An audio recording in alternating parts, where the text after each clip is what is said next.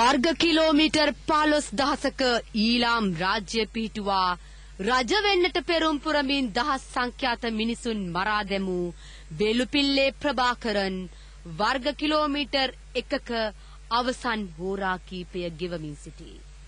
ලෝකේ භයානකම ත්‍රස්තවාදියා ලෙස නම් දරා සිටි ප්‍රභාකරන් ලෝකේ බිහි වූ බියගුළුම ත්‍රස්තවාදියා ලෙස ත්‍රස්ත ඉතිහාස පොතේ ලියා තබන්නට අපේ රණවිරුවෝ සමත්ව සිටිති.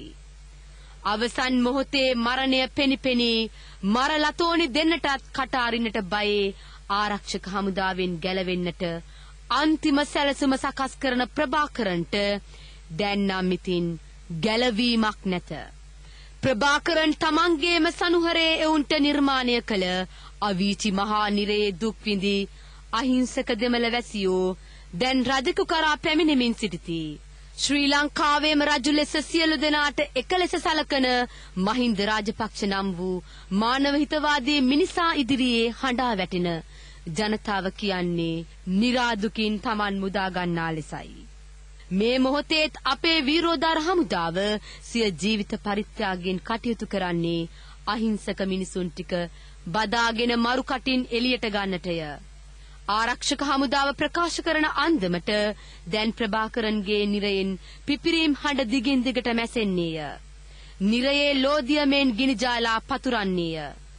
අනක් දෙන්නටවත් Tamanට ආරක්ෂාව සලසා ගන්නටවත් කොටි හමුදාවේ පෙනී සිටින අතලොස්සද දැන් නිහඬව සිටිති.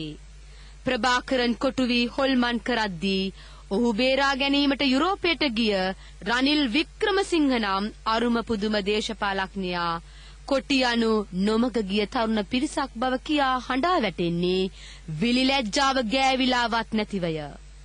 නොමග ගිය කොටි තරුණයන් හරි මගට ගන්නට කන්ටේනර් පිටින් ආයෝජන මණ්ඩලය හරහා අවිතොග වන්නියට යවූ හැටි දැන් හෙළි වී හමාරය.